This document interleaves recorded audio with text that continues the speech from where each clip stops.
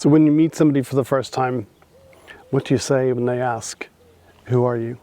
Or what do you do? Do you default to, hi, I'm Roly, I'm a customer service executive?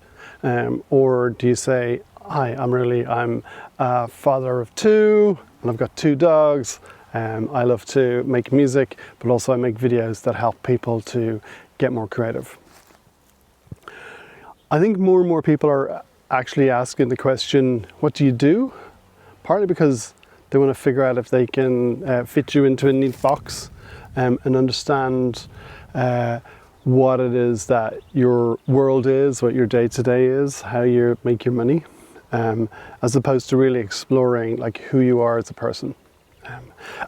And I think it's a missed opportunity on a number of points. One, I think when we say our job, we're talking about what we do in a subsection of our week.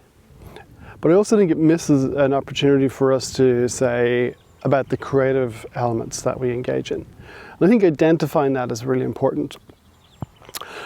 And I can give you an example of that. I remember even after my wife had finished a degree in fine art at the London University of Arts London, like it took her a number of years before she could actually say, I'm an artist. Even though that's what she spent her time on, that was the main focus of her week. She had a part-time job, but you know, she mostly kind of worked towards her art.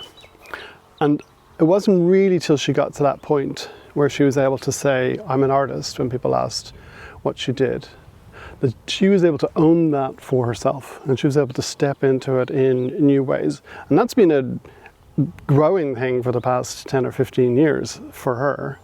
But I do think it's really important for us to be able to own those pieces. And when we're not being true to our creative identities, we're missing an opportunity to believe in that, to let it settle into our beings, to remind us on a regular basis.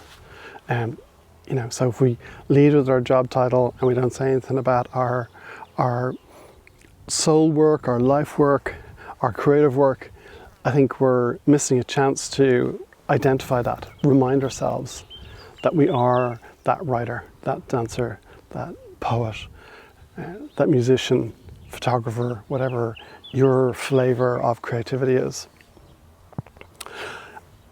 And I also think that certainly in the corporate world I've been in, there's this massive like scope creep in the job titles. You know, when I grew up, an executive was a person who was one of the senior leaders of the company, not the sales executives or customer service executives that I've worked with now, you know, and also like a president. The president was the president of the country, not a president of a small division, and there weren't multiple presidents all in one company, and then we have vice presidents, and there's all these layers, and then also director. Like a director was somebody who was a director on the board of the company in a very senior role. And more, certainly the tech companies I see in Dublin, they're using executive and director and president to create these inflated titles. And often the departments you're working at, the job title doesn't translate to another company. Like I've had to, when I go to a new company, explain what my previous role was because the title was ambiguous and kind of almost like a badge of honor. So I still had to explain myself. So if I'm able to say, like I work in tech, or I work with creative people, but I'm also a photographer, a musician, I make YouTube videos, I'm a father, I love my dogs, you know, I think people are able to get a better sense of it. So I've got a couple of challenges for you. One, stop asking people what they do. What I've been doing recently when I meet new people or I'm at a party, I ask people, what are they passionate about? And they're either slightly confused by that or they really light up. They don't want to talk about their job, but they're very happy to talk about their kind of work at a charity or their like their kids' football team that they coach. And that's, I think, a beautiful way to connect to the human being, you know, and find out a little bit more about them and find out who they are, not just what they do.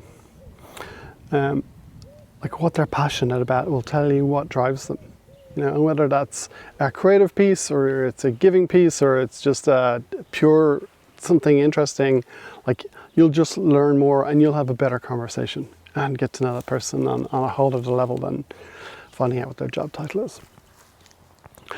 I also want to challenge you that when you're introducing yourself, to try to slip in a little bit of, hey, I'm Sarah, I work in finance, and I'm a painter.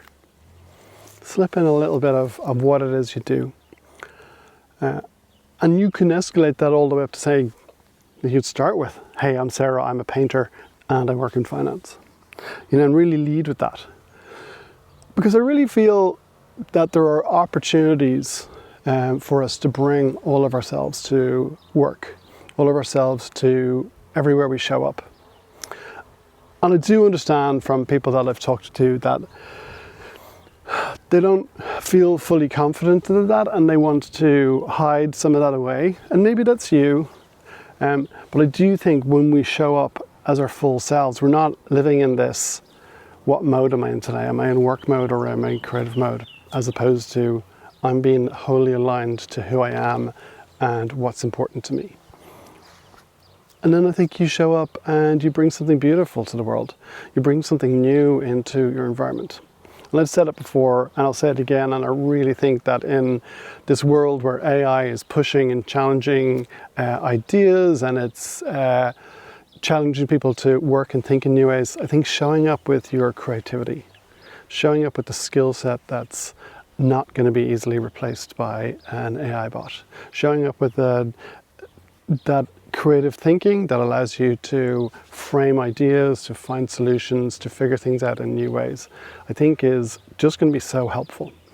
Regardless of, you don't necessarily have to show up with your painting to work, but once they know that you're creative, that they know that you have additional layers to yourselves, there's ways in which that they can become part of what you do and who you are in the work that you get to do. Some of the stuff I have found out because I asked people on my email list if they'd jump on a 30-minute call with me, and just, it's not a sales call and it's not a coaching call. I really just wanted to find out a little bit more about the community that are watching these videos and find out new ways in which I can help you. So new topics for videos, but also how else can I help? And it's been really interesting having a conversation with some of those people. So if you'd be happy to spend 30 minutes with me and explain some of your creative frustrations, hopefully, one, I'll actually be able to help you on the call and figure it out, but two, we'll be able to share those ideas with the community. And you don't have to, I don't have to share your name. I promise I'll keep it private. If you don't want that shared, that's absolutely fine. But just to know that often what one person struggles with, what you're struggling with, lots of people do. And it's just helpful to put it out there and to figure it out. And also, if you're struggling with getting time for your creativity, I promise you can start by looking at how much time you're spending on your phone, how much time you're doom scrolling. And there's a link in the description for my Space for Creativity Starter Kit, and that comes with a video and some worksheets to help you to put your phone down, to do a digital detox and kind of get a bit of clarity about how to move forward. I also unpack 7 types of rest in a video, and there's a PDF to go along with that as well. So there's a couple of things there to help you to make some space for your creativity. I'm still here in France enjoying the wonderful sun and heat. I mean, today it's so hot I had to hide in the shade. And it's only 10:30 in the morning. I didn't want to get my beautiful head burnt in the sun, but loving the heat here. Anyway, through the magic of YouTube, it will offer you another one of my videos right here. If you've got time, click on that. But if you're actually going to put down your phone, turn off YouTube and go do some work, I appreciate that too. Okay, stay creative, and until next time, have a great day. Bye.